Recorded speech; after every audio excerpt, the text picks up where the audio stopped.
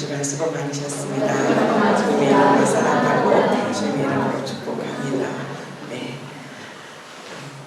먼저 느헤미야가 누구인가 성경을 많이 읽으신 분들은 아시겠지만 지난주에 에스라도 마찬가지고요.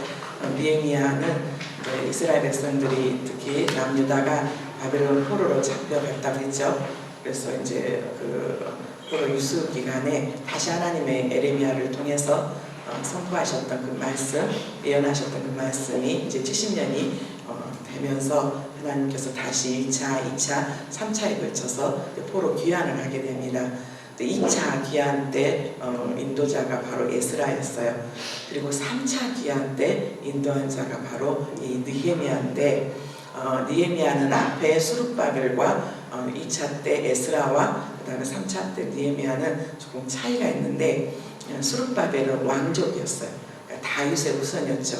그러니까 남유다가 망하지 않았더라면 남유다의 왕이 됐을 그런 자가 수룹바벨이었고 에스라는 제사장 출신의 학자였다라고 말씀을 드렸어요. 하나님 앞에 또 백성들 대신해서 제사를 또 집례하고 그리고 또 성경을 열심히 연구해서 특히 모세오경을 열심히 연구해서 가르치는 그리고 가르친 것으로 끝나지 않고 본인이 살아내는 그런 또 지식과 또 실천, 이론과 또 모든 실제가 겸비한 그런 제사장 겸 또 학자였다면 이 느헤미야는 한마디로 말해서 평신도였어요. 평신도로서 이제 그 3차 포로 귀환 때 하나님 앞에 쓰임 받았던 사람이고 그리고 지금 이 느헤미야는 아닥사스다 왕 시절에 어떤 임무를 맡고 있었냐면 아닥사스다 왕의 술 맡은 간원장으로서 섬기고 있었어요. 이제 남유다 사람들이 이스라엘 사람들이 바벨론의 포로로 잡혀가고 그리고 바벨론은 또 메데 페르시아에 의해서 멸망을 당하게 되잖아요. 많은 사람들이 다 포로로 정말 노예 상황 가운데 있었지만 우리가 잘 알고 있는 다니엘이라든가 그 다음에 또 이런 또 느헤미야라든가 그런 정말 에스더라든가 하나님께서 그들을 특별히 사랑하셔서 비록 포로로 가 있었던 그런 가운데서 그들을 높은 지위에 또 앉게 하시고 또 그들 안에서 이스라엘 백성들에게 힘을 주시고 어떤 상황 가운데서 내가 너희와 함께 했다라는 것들을 증거했던 사람들이 있는데 그 중에 한 사람도 느헤미야예요. 우리가 동서고금을 막론하고 왕의 자리에 있다 보면 권력의 자리에 있다 보면 그 권력을 호심탐탐 노리는 사람들이 있죠. 그래서 어느 나라든 역사든 보면은 모든 그 왕권을 놓고 다투고 싸우고 죽이고 심지어는 자식들과도 그리고 또 때로는 아내도 죽이는 그런 피해 역사들이 대부분이에요. 그러니까 가장 옆에 누군가를 뒀을 때 특히 이제 왕을 모해하려고 할 때 음식이라든가 아니면 그런 것들에 독을 타거나 그래서 이제 살해를 하는 그런 상황들도 있기 때문에 옆에 왕 옆에 술 맡은 간원장으로 있다는 그 말은 정말로 이 느헤미야가 그 땅 가운데서 왕으로부터 신임과 정말 그 사람이 인정받았다라는 그런 상황이에요.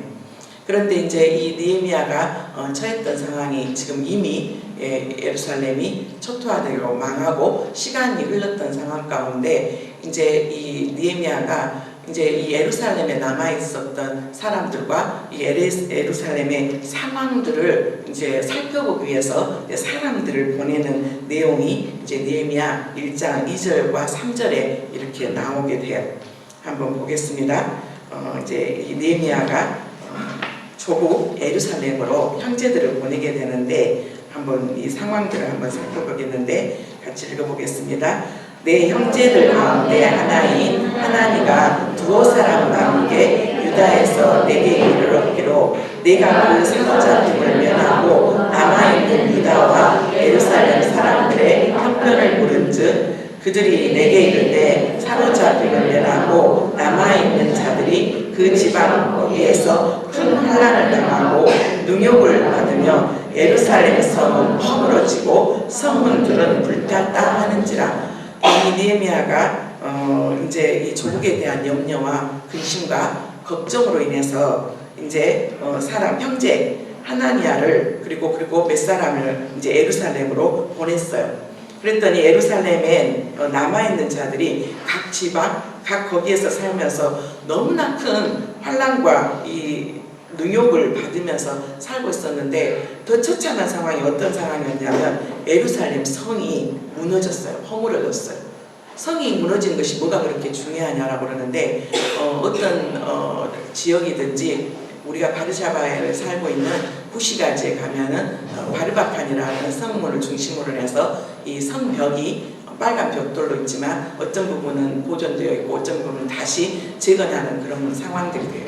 이 성이라는 것은 외부로부터 적으로부터 우리나라의 주권을 지키는 아주 외부와 그 다음에 내부 즉 외세와 내세 나라를 지키는 견고한 성이 바로 그 지역 예루살렘을 둘러싸고 있는 성이었어요. 이 성이 무너졌단 말은 한마디로 말해서 이 예루살렘 즉 남유다의 모든 주권과 모든 상황들이 다 무너졌다라는 이야기예요.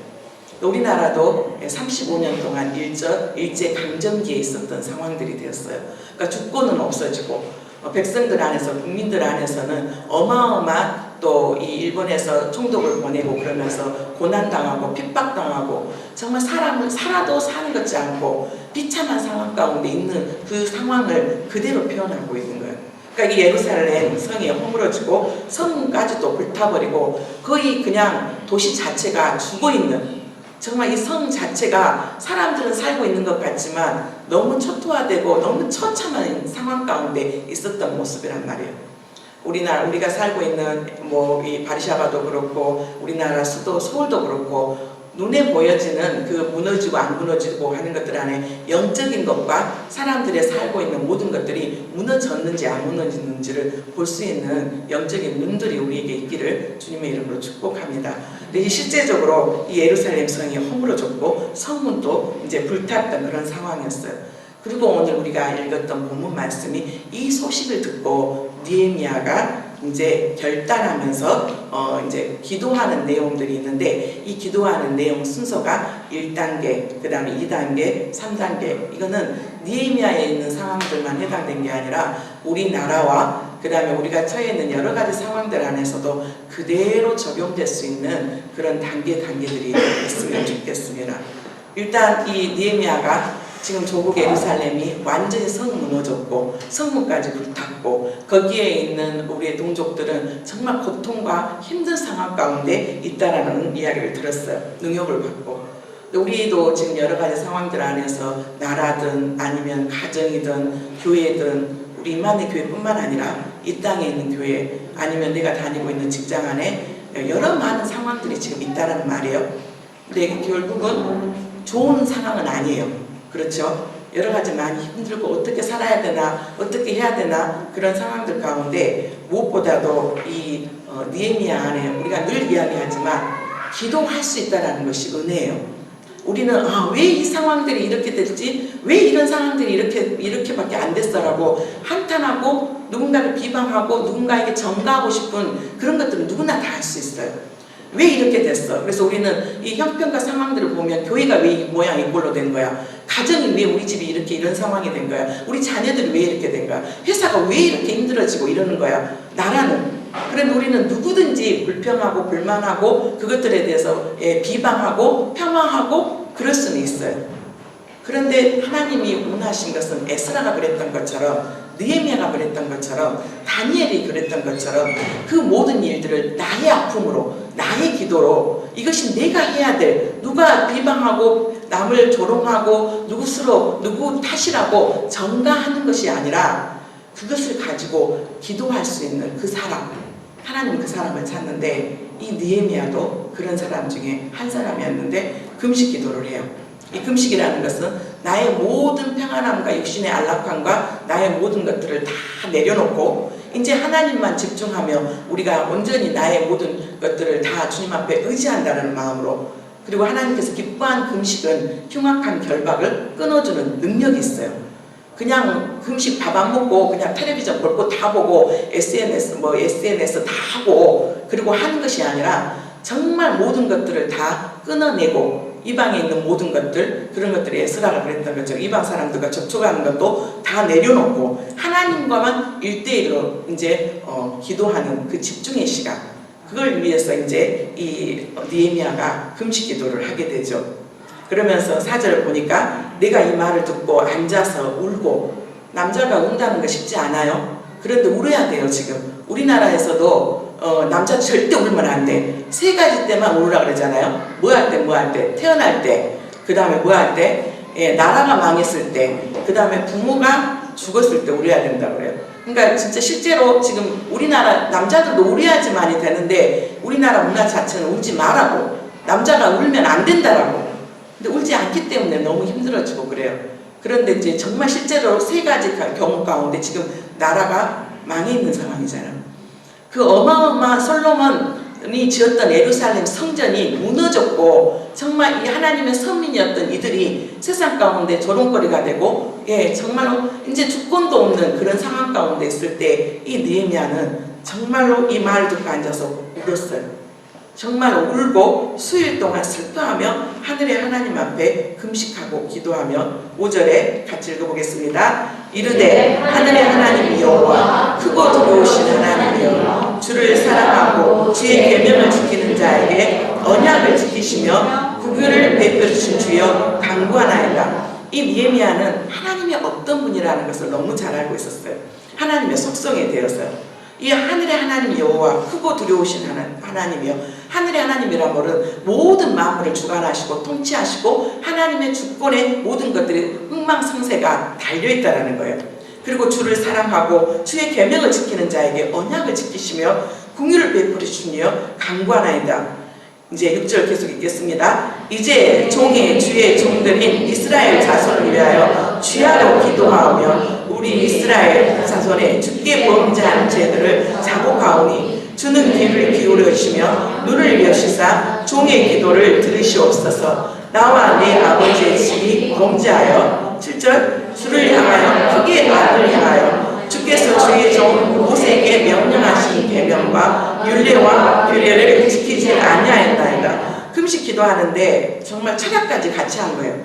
먹는 것만으로 끊는 게 아니라 잠까지 자지 않으면서 하나님 앞에 온전히 기도하는데, 정확한 첫 번째 금식 기도 안에 죄의 자백 가운데 영적인 분별 안에서 우리가 무엇을 잘못했는지, 우리가 왜 이렇게 고통을 당하고 왜 이런 어려움이 당했는지, 이게 우리가 뭘 잘못했는지에 대해서 이 느헤미야는 정확하게 봤어요.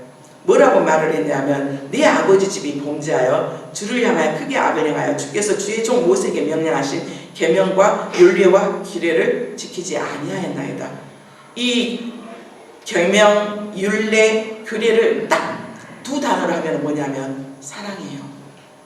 온 마음으로 하나님을 사랑하지 못했어요. 하나님보다 다른 것들을 더 사랑했고, 하나님보다 돈을 더 사랑했고, 하나님보다 내 자아가 되는 대로 원했고, 하나님보다 내 자녀를 다 사랑했고, 하나님 앞에는 너무 인색하고, 하나님 앞에 너무너무 인색하면서 하나님을 사랑하지 못했어요.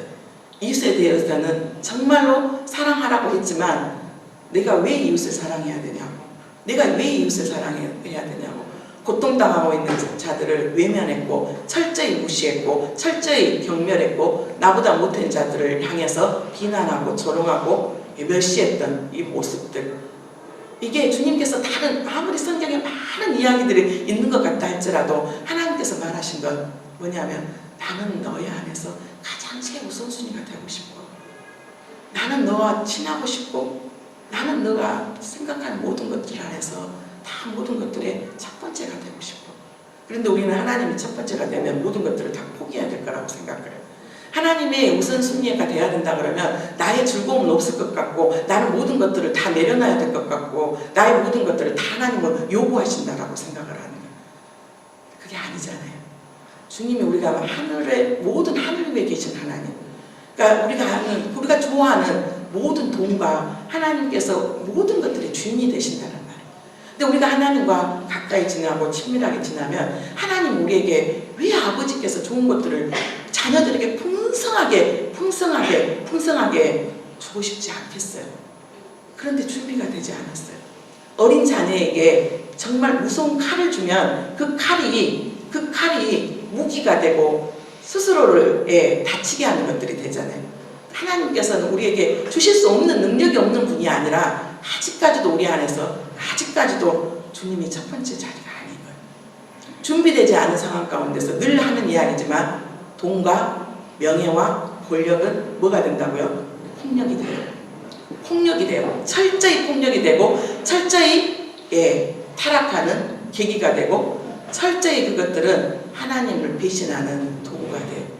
하나님의 능력이 없으셔서가 아니라 하나님이 정말 주기 싫어서가 아니라 아직도 준비되지 않는 우리들 안에 하나님 우리에게 늘 요구하세요. 너의 가장 우선순위는 뭐니? 너에게 있어서 가장 중요한 건 누구야? 너에게 있어서 가장 필요한 것이 뭐야? 라고 주님은 늘 우리에게 말씀하세요. 그런데 이 느헤미야는 정확하게 봤어요. 우리가 하나님을 사랑하지 않았어요. 정말 주님께서 주시는 사랑의 빚진 자로서 이웃을 사랑하지 못했어요. 하나님께서는 여러 가지 상황 가운데 우리에게 사인을 보내주시고 또 여러 가지 많은 어려움 가운데 우리에게 돌이킬 수 있는 계기를 허락하지만 그것을 바라볼 수 있는 영적인 안목이 없어요. 영적인 분별력이 부족해요. 그냥 일반화시켜요. 요즘 경제가 어려우니까, 요즘 취직하기 어려우니까, 요즘 돈 벌기가 너무 힘드니까, 요즘 다 어려워. 이런 상황 가운데 하나님이 함께 하시는 것이 바로 그게 은혜예요. 그게 은혜예요. 그런 하나님이라면 우리가 어떻게 하나님을 믿겠어요? 그런 하나님 우리 아버지라면 다 어려우니까 같이 일반화되어서 다 힘든 가운데 있다면 우리가 그 하나님을 왜 의지하고 하나님한테 모든 것들을 의탁하며 살겠어요? 하나님은 그 어둠 가운데 세상이 어렵다고 힘들다고 할 때 그때 하나님 우리와 함께 하시길 원하고 그래서 그들 안에서 야 예수 믿는 사람들 다르더라. 정말 예수 믿는 사람들 하나님께서 그들을 보호하시고 인도하시더라. 그것이 하나님이 우리를 통해서 하시고자 그래서 잃어버린 영혼들을 찾지요. 우리도 맨날 빌빌거리면서 그렇게 살고 있는데 어떻게 우리가 잃어버린 영혼들을 향해서 손을 내밀고 이리 오라고 말하겠어요. 그들은 우리한테 너희는 잘 먹고 잘 살아라 그렇게 말하죠. 그렇게 하나님 절대 우리를 그런 목적 가운데 이 땅에 두시지 않았단 말이에요. 그런 상황 가운데 느헤미야는 정확한 우리의 죄의 모습들을 보고 주님 앞에 기도를 해요. 그리고 또 그 두 번째 단계가 뭐냐면 하나님의 약속, 언약을 기억하고 그 자비가 풍성하는 하나님께 구해요. 이게 자녀의 특권이잖아요. 그래 하나님 우리가 하나님 사랑하지 못했어요. 우리가 정말 하나님 우선순위에 두지 않았어요. 내 안에서 자녀가 먼저였고 내 자신이 먼저였고 내 자아가 먼저였고 내 사는 것이 급하고 그래서 내가 먼저였어요. 그런데 그래도 하나님 우리 아버지가 되시잖아요.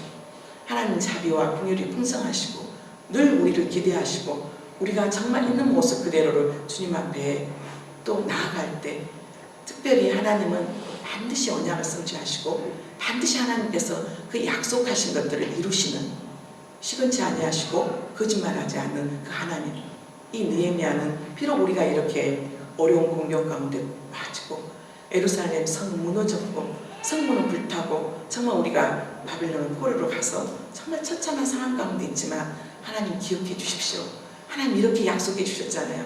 하나님 이렇게 언약해 주셨잖아요 하고 그 언약을 붙들고 두 번째 단계 기도를 해요. 8절 말씀입니다. 이적에 주께서 주의 종 모세에게 명령하여 이르시되 만일 너희가 범죄하면 내가 너희를 여러 나라 가운데 흩을 것이요 이렇게 말씀하셨어요. 그래서 정말 그 말씀대로 흩었어요.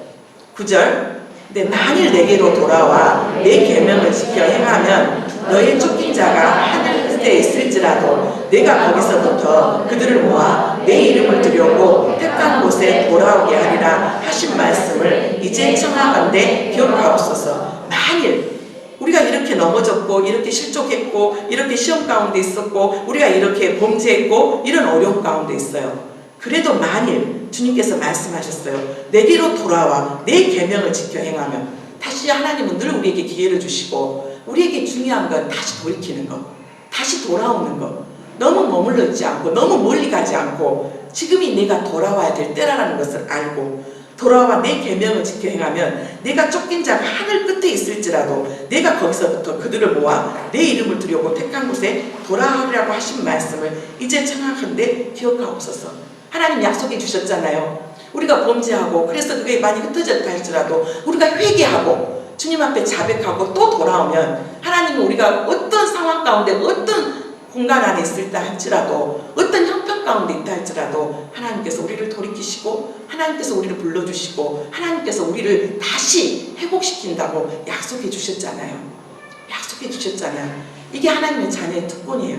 우리가 넘어졌어요. 우리 저 플러스 우리 모두가 한 사람도 완벽한 사람이 없어요. 성경 어느 누구에도 예수님 외에는 다 무너졌고 다 실족했고 100% 완전한 자가 없어요.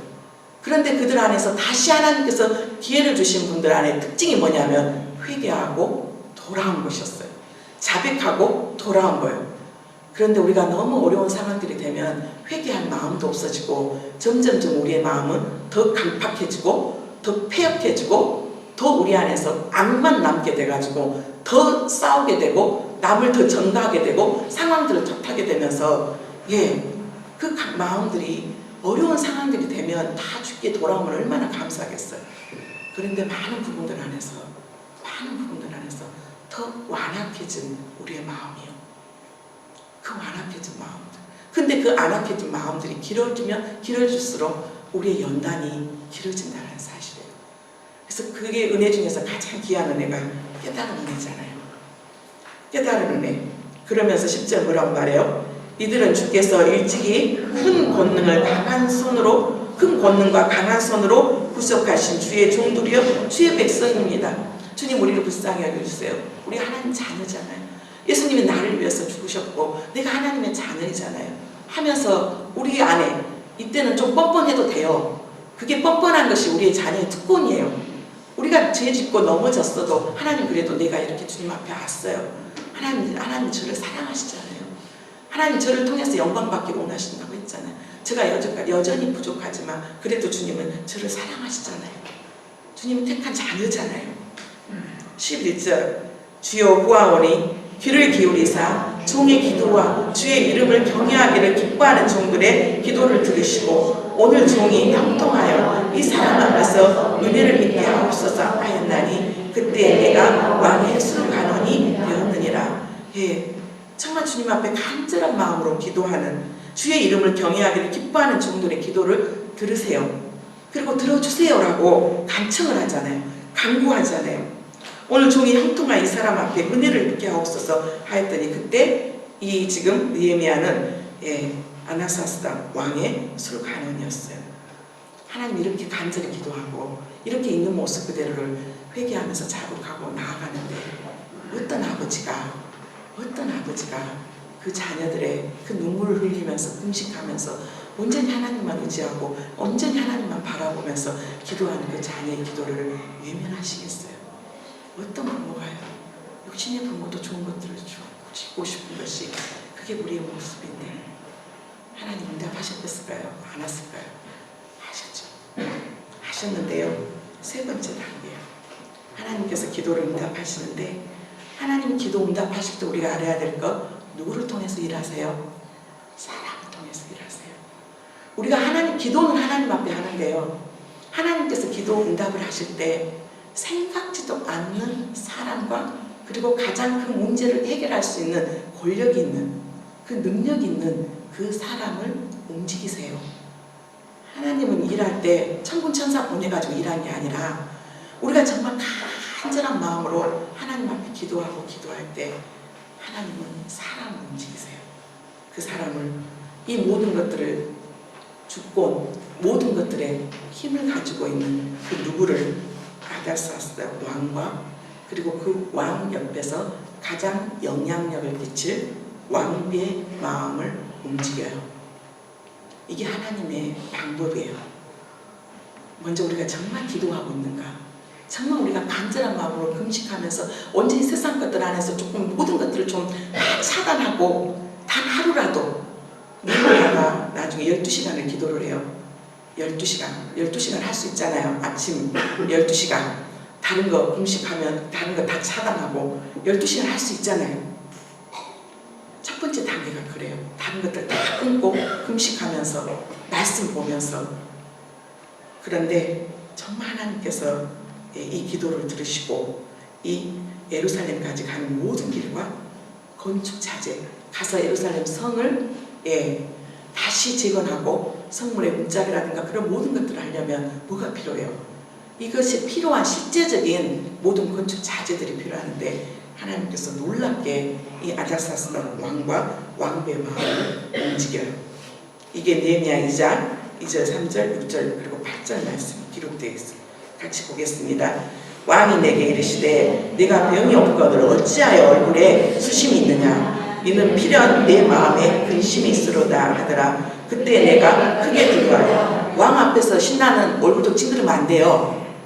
왕 앞에서 신하는 정말 늘 밝아야 되고 그런데 지금 금식하고 그리고 여러 가지 고국에 대한 상황과 형편들 안에 얼굴에 그 수심이 그대로 가득한 모습으로 이 왕 앞에 나아갔어요.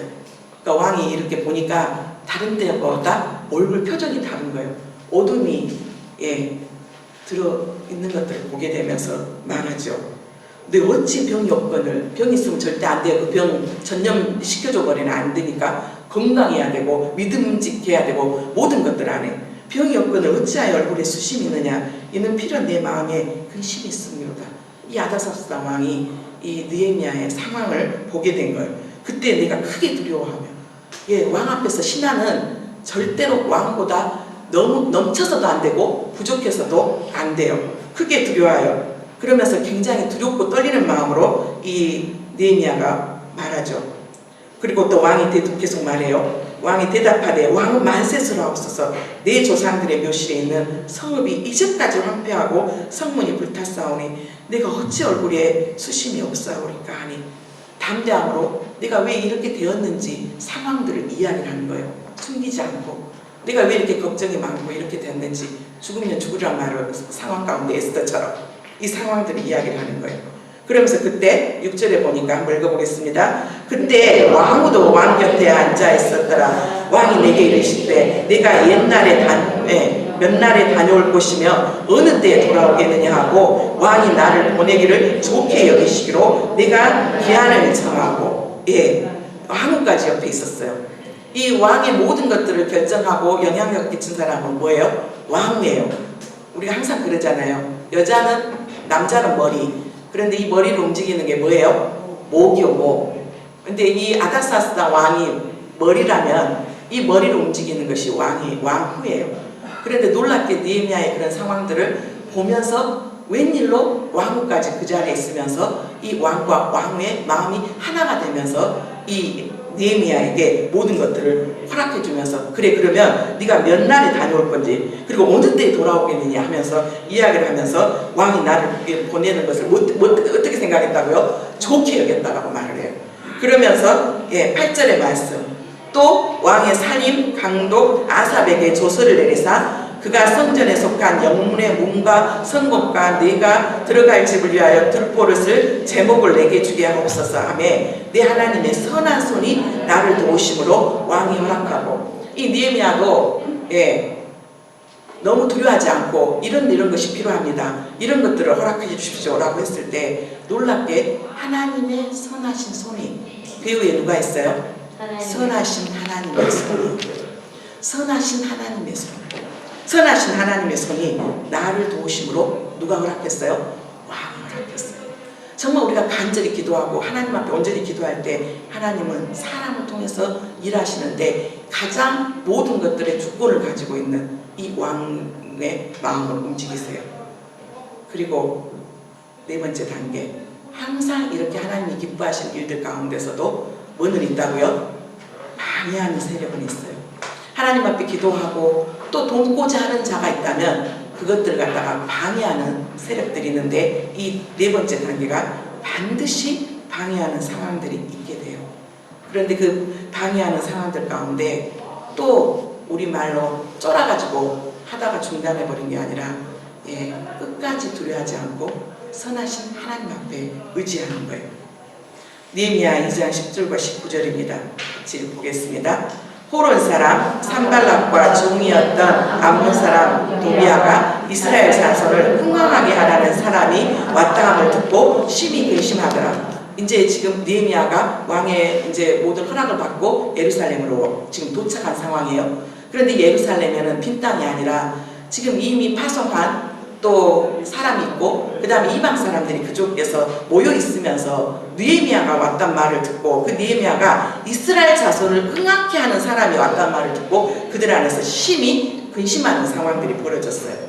그러면서 19절에도 같이 보겠습니다. 호론 사람 산발락과 종이었던 암몬 사람 도비아와 아라비아 사람 겟셈이 이 말을 듣고 우리를 업신여기고 우리를 비웃어 이르되 너희가 하는 일이 무엇이냐? 너희가 왕을 배반하고자 하느냐 하기로 이렇게 기도를 하고 금식을 하고 하나님 앞에 기도를 정말 간절했을 때 하나님께서 정말 그 왕의 마음을 움직이시고 또 모든 것들을 허락하시지만 반드시 우리가 알아야 될 것 돕는 자도 있지만 뭐하는 자도 있다? 방해하는 자도 있어요. 그냥 단순히 방해하는 자만 아니라 우리를 업신여기고 비웃고 그 일들이 되어질 것 같냐? 야, 예루살렘 성벽이 무너지고 이 성문이 언제 무너진 지가 얼마나 되었는데 너희들이 그것을 할 수 있다고? 웃기지 말아라.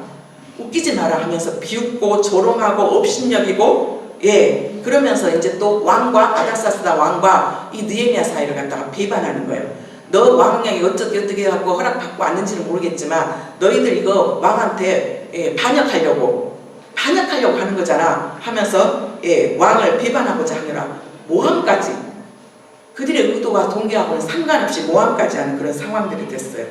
그런데 그때도 이 느헤미야는 끝까지 두려워하지 않고 하나님 앞에 기도해요. 그게 20절의 말씀인데 한번 보겠습니다.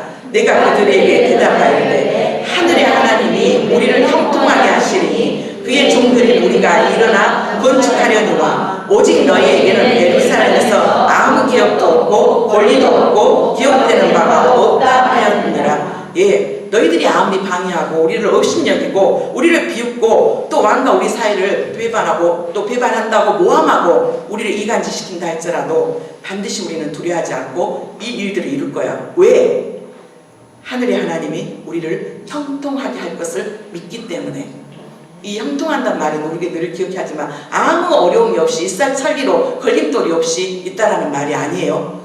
어려움이 있고 많은 장애물이 있고 그럼에도 불구하고 하나님께서 그 장애물을 뛰어넘을 수 있는 힘을 주시고 얽혀있는 것이 있고 산이 있다면 그 산을 뚫어서 아니면 넘어서 갈 수 있는 힘들을 하나님께서 우리에게 허락하신다는 말씀이에요.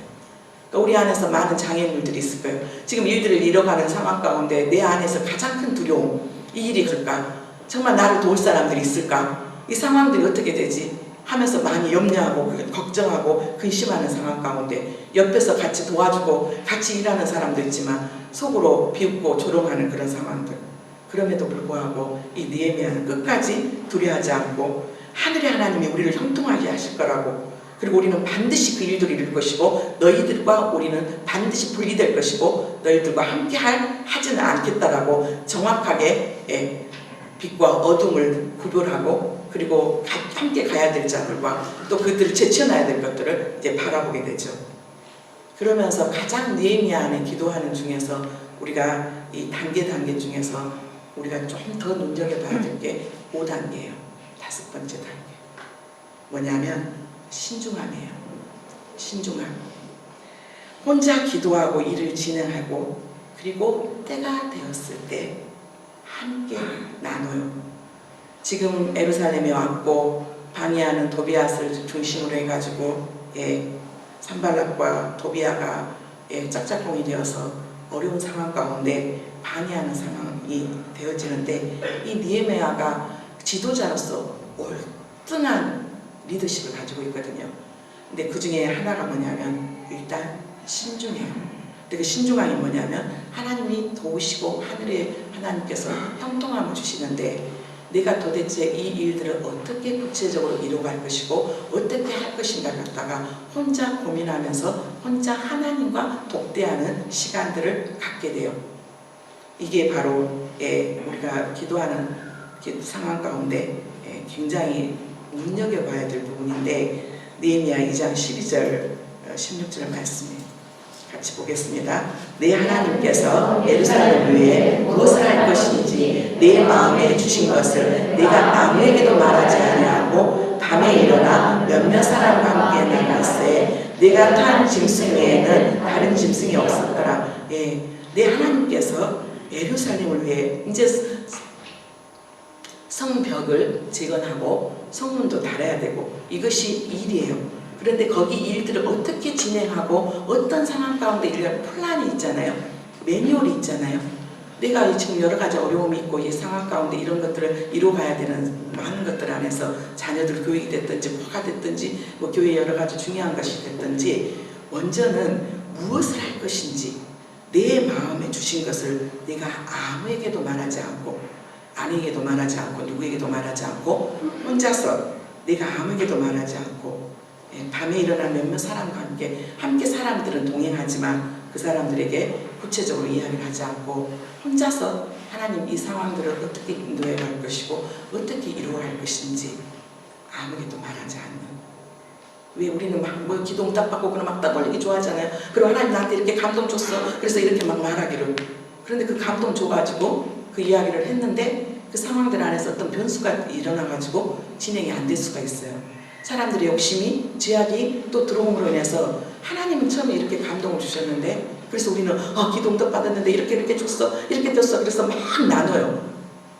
그런데 나눠야 될 때가 있고 혼자서 하나님께서 그 일들을 어떻게 이루어갈 것이고 그러면 내가 도대체 나는 무슨 일을 해야 되고 내가 어떻게 무엇을 해야 될 것들 안에 신중함이 필요해요. 근데 그 시간이 짧을 수도 있고 길 수도 있고 그리고 그 감동 주신 것들을 다 기록해 놓은 것이 중요해요. 왜냐하면 하나님께서 어떻게 인도하신 것을 우리가 바라봐야 되니까.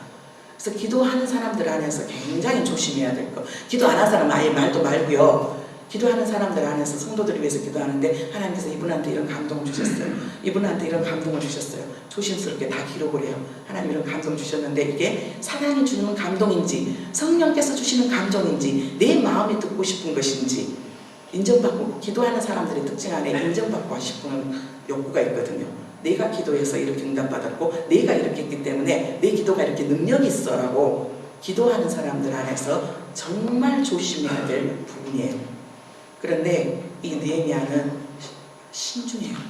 혼자서 하나님 앞에 내가 무엇을 할 것인지 내 마음에 주신 것이 내게 아무에게도 말하지 않았고 밤에 일어나 몇몇 사람들과 함께 갔는데 내가 탄 짐승에는 다른 짐승도 없었어요.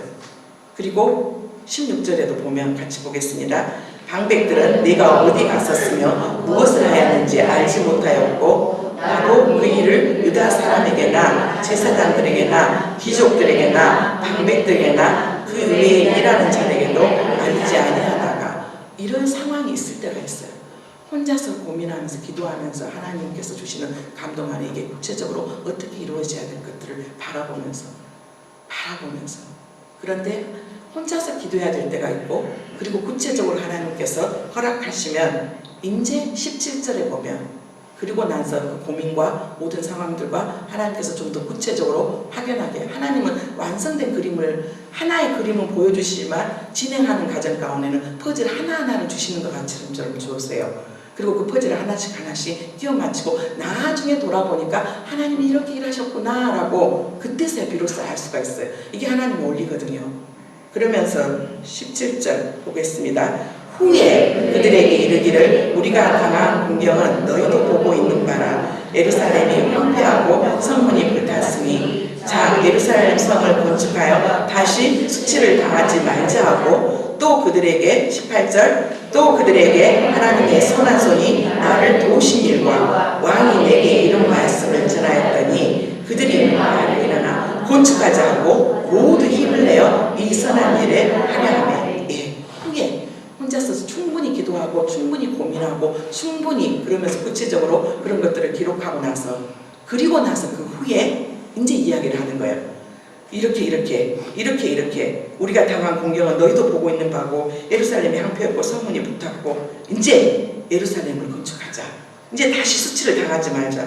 왜? 그들에게 하나님의 선한 손이 여기까지 도왔고 그동안 하나님께서 어떻게 진행을 했고 어떻게 해서 인도를 했고 그러면서 자기가 지냈던 일들을 다 이야기를 하는 거예요. 그러니까 그들은 알지 못했지만 눈으로 봤잖아요. 하나님 어떻게 인도했으니 한 걸 받고 지금 되어지는 일들 안에 그리고 그들의 마음이 움직이죠. 와, 그랬구나. 이런 상황 가운데 금식기도 했던 것들, 그리고 하나님께서 아닥사스당 왕과 왕후의 마음으로 움직였던 것들, 그래서 모든 통행과 모든 재료들을 다 가지고 왔던 것들, 너희가 보는 상황 가운데 이 산발락과 도비아가 그런 방해가 있지만 여기까지 왔어. 그러니까 여기서부터 여기까지 혼자서 고민하고 기도해야 될 부분이 있다는 말이에요. 그리고 그게 구체적으로 눈에 들어질 때 이제 우리 같이 기도하자. 하나님께서 어떻게 인도하실 것이고 이렇게 인도하셨잖아. 함께 하자. 이게 단계예요. 그랬더니 놀랍게 이 일들을 같이 백성들이 하자고 같이 그 일들을 이룬 거예요. 6번째, 하나님의 기뻐하신 일들을 감당할 때 모든 어려움들이 다 제거되나요? 아니요. 계속적인 방해와 또 그 일들을 위해서 감당해야 될 수고가 있어요. 수고가. 이 많은 일들을 어떤 정말 중요한 일, 정말 이것은 내 인생에 있어서 굉장히 중요한 일이고 내 인생에 있어서 갈림길 안에서 정말 어마어마한 하나님의 일들을 이루어가는 중요한 일일수록 더 신중하고 또 시간들이 많이 걸려요. 계속해서 방해하는 일들이 있어요. 느헤미야 4장 7절 9절 또 13절 14절 읽어보겠습니다. 4장입니다. 산발락과 도비아와 아라비아 사람들과 암몬 사람들과 아스도 사람들이 예루살렘 성에 중수되어 그 허물어진 틈이 메꿔져 간다는 걸 듣고 심히 분노하여 어째요? 대적들이 더 사그라짐이 아니라 하나님의 일들을 이루어가니까 이 반대하는 대적들이 어떻게 해요? 더 일어나고 더 분노하고 더 방해하고 그때 그래도 뭐 해요? 계속 기도해요. 9절 우리가 우리 하나님께 기도하며 그들로 말미암아 파수꾼을 두어 주야로 방비하는데 파수꾼을 두어서 이제 이 이스라엘 사람들은 느헤미야를 보면 알겠지만 예루살렘에 들어와서 성명만 재건한 게 아니라 한쪽에서는 대적들이 들어와서 언제 그 일들을 방해할지 모르니까 한쪽에는 무기 그리고 한 손에는 또 중축해야 될 공구, 사압, 깽이 모든 것들을 양손에 들면서 밤낮 잠을 안 자고 서로 교대하면서 한 사람이 자는 동안에 누군가가 한 사람이 세워서 파수꾼을 세워. 파수한. 우리가 기도하는 상황들 가운데 여기서부터 여기까지는 함께 하면서 그것들을 같이 분담하고 같이 고통을 나눠야 돼요. 그래서 오늘 그래서 우리가 릴레이 기도도 그렇고 가족들 안에서도 그렇고 오늘은 엄마가 기도했다면 오늘은 아빠가 기도하고 오늘은 자녀가 기도하고 같이 합심해서 기도하고 오늘은 샬롬 목장이 기도했다면 내일은 열매 목장이 기도하고 오늘은 남성교회가 같이 헌신했다면 그 다음에는 여성교회가 헌신하고 그 다음에 청년들이 그리고 정말 우리 주일학교 아이들까지 그러면서 같이 하는 것 하나님은 같이 하는 것들을 기뻐하시고 또 응원하시거든요. 계속 방비하고 여러 상황들 안에 13절 내가 성벽 뒤에 낮고 넓은 곳에 백성이 그들의 종족을 따라 칼과 창과 활을 가지고 서 있게 하고 얼마나 고단해요. 하나님의 목적을 이루어가는 상황 가운데 내 수고가 있어야 돼요. 내 수고가 있어야 된단 말이에요. 칼과 창과 활을 가지고 서 있게 하고 그리고 14절 내가 돌아본 후에 일어나서 귀족들과 민장들과 남은 백성에게 말하기를 너희는 그들을 두려워하지 말고 지극히 크시고 두려우신 주를 기억하고 너희 형제와 자녀와 아내와 집을 위하여 싸우라 하였느니라. 이 수고하고 애쓰는 거 이거 예루살렘 성벽 재건하는 거 문짝 달고 하는 거 그거 내 일 아니야가 아니라 나라가 든든하게 서야지만 우리가 그 나라에서 살아요. 나라가 평안해야지 대통령이 평안해야지 우리가 평안하게 살아요. 우리가 나라 없는 어려움을 안 겪어봤잖아요. 우리는 일제강점기를 안 겪어봤고 전쟁을 안 겪어봤어요. 그런데 일제강점기가 이제 많은 분들이 연세가 있으니까 돌아가시고 안 계셨죠. 그런데 전쟁을 겪어본 사람들은 이 전쟁에 대해서 얼마나 참혹하고 공산주의를 겪어본 사람들은 공산주의 말만 들어도 치가 떨리는 그런 상황들이에요. 그런데 이 예루살렘 성벽 재건하고 문짝다는 게 우리하고 무슨 상관이 있어? 아니요. 주권이 회복돼야지 나라가 살아요. 나라가 살아야지 내가 살아요. 나라 없이 노예로 살았을 때 얼마나 그 고통과 어려움들이 있었는지 이거 한 손에 창 들고 한 손에 칼 들고 한 손에 창과 활을 가지고 서 있는 것이 막 그러겠죠. 진짜 실제적으로 불편들이 있어요. 불만들이 먹을 것도 없고 그리고 이 귀족들은 막 세금을 엄청나게 많이 거두고 그리고 빚 빌려주고 이자 많이 받고 백성들 안에서 너무 고통스러운 거예요. 이 모든 것들을 해야 되니까 짜증이 올라오고 원망이 올라오고 그러는데 이 느헤미야가 이거는 누구를 위해서 해준 게 아니라 두려우시고 주를 기억하고 너희 형제와 자녀와 아내와 집을 위하여 싸우라 하였느니라. 이거 교회 일인데요. 이거 네가 왜 이 일을 해야 되는데요. 하나님께서 주시는 영적인 축복은 영혼이 잘됨으로 범사가 잘되고 강건한 축복을 주셨어요. 하나님의 복은 교회라는 것을 통해서 하나님께서 주셨거든요. 그 복은 교회를 통해서 흘러가요. 내가 이곳에서 하나님께서 좋은 선한 길을 심었을 때 하나님께서 그 심는 것들을 보시고 거두게 하세요. 내가 교회에서 섬기고 어떻게 보면 좀 이기적이 되라고 말해요. 때로는 영적인 계산을 잘해야 돼요. 내가 이렇게 심고 내가 헌신하고 수고하는 건 이건 누굴 위해서 하는 게 아니야. 엄마인 내가, 아빠인 내가 우리 자녀를 위해서 좋은 것을 심어야지. 반드시 농사올리예요. 심는 것이 있어야지 거둬요.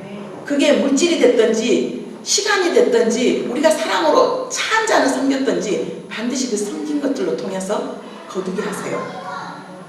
느헤미야가 그러죠. 이 수고들 너와 너의 자녀와 아내와 집을 위해서 싸우라고 말해요. 그리고 7단계 하나님의 기뻐하신 일들은 어떤 방해가 있어도 이루어져요. 이 예루살렘 성벽이 며칠 만에 준건된지 아세요? 그 많은 어려움 가운데 52년 만에 완공이 돼요. 기적적인 일이에요. 기적적인 일. 느헤미야 6장 15절 16절입니다. 15절 성벽 역사가 52일 만인 엘ul 25일에 끝나며 이때 우리의 태양력하고는 달라요. 16절 우리의 모든 대적과 주위에 있는 이방 족속들이 이를 듣고 다 두려워하여 크게 낙담하였으니 그들이 우리 하나님께서 이 역사를 이루신 것을 알미니라. 그렇게 방해하고 무시하고 조롱하고 밖으로는 대적들이 일어나고 안으로는 불평과 불만 가운데 있고 한 손에는 정말 칼과 창을 가져야 되고 잠도 못 자고 파수해야 되고 그런 모든 것들 안에 드디어 생각지도 못한 그 시간 안에 하나님께서 이루게 하세요. 그것도 며칠 만에 52일 만에요. 하나님이 하시려면 해요. 하나님이 하시려면 해요. 이게 하나님이시잖아요. 그리고 일들이 딱 이루어지니까 16절 우리의 모든 대적과 주위에 있는 이방 족속들이 이를 듣고 다 두려워해요. 와, 못할 줄 알았는데 그렇게 많은 방해 공작과 그렇게 많은 상황들이 있었는데 못할 줄 알았는데 중간에 하다가 포기해볼 것 같았는데 정말 이게 이루어질까? 내심 그들 안에서도 그러한 어려움과 상황들이 있었어요. 그런데 그들이 우리 하나님께서 이 역사를 이루신 것을 알미니라. 누가 주체예요? 누가 이루셨어요? 하나님께서요. 그런데 우리의 수고가 있어야 돼요. 누가 이루셨다고요? 하나님께서요.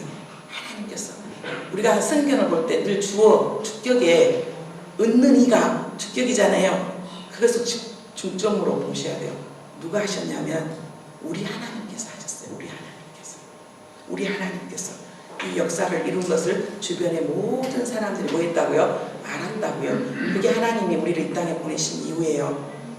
다시 한번 오늘 느헤미야 기도를 통해서 우리에게 주신 은혜와 적용 안에 첫 번째 상황을 분별할 것, 두 번째 기도, 죄의 철저한 회복과 자복, 그리고 기도하는 상황 가운데 하나님의 언약을 붙들고 기도할 것, 세 번째 하나님의 응답이 반드시 있어요.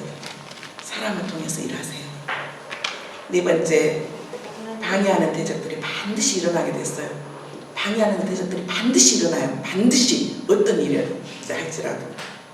다섯 번째 그런 상황 가운데서도 신중하고 혼자 기도할 때와 함께 나올 때를 바라보고 그리고 때가 됐을 때 합심하여 여섯 번째 일을 이루어가고 그러면서도 일을 이루어가는 과정 가운데 어려움은 계속돼요. 가운데서도 기도하고 나아가고 마지막 어떤 어려움과 고난과 한란과 핍박 방해 가운데서 하나님께서 기뻐하시는 일을 하면 하나님께서 원하시는 일을 하면 하나님께서 그 일들을 반드시 이루시고 주변에 있는 모든 사람들이 알게 하세요. 우리의 이 7가지 단계 중에서 어쩌면 우리는 나는 지금 어디까지 하고 있는지 어디 상황 가운데 지금 있는지, 아예 상황도 분별을 못하고 있는지, 아예 기도를 하려고 하진 않은지, 아니면 기도하고 있어 방해하는 대적들이 일어나 근데 내가 또 신중함으로 친 건 없었는지, 함께 또 할 때와 혼자 할 때를 그걸 분별하지 못하고 있는지, 아니면 지금 중간에서 두려워서 떨어서 정말 또 지금도 주저하고 있는 여러 가지 상황, 우리 안에 각자 주어진 모든 기도하지 않으면 안 될 상황들이 없는 분들은 이 자리에 한 분도 안 계실 거예요.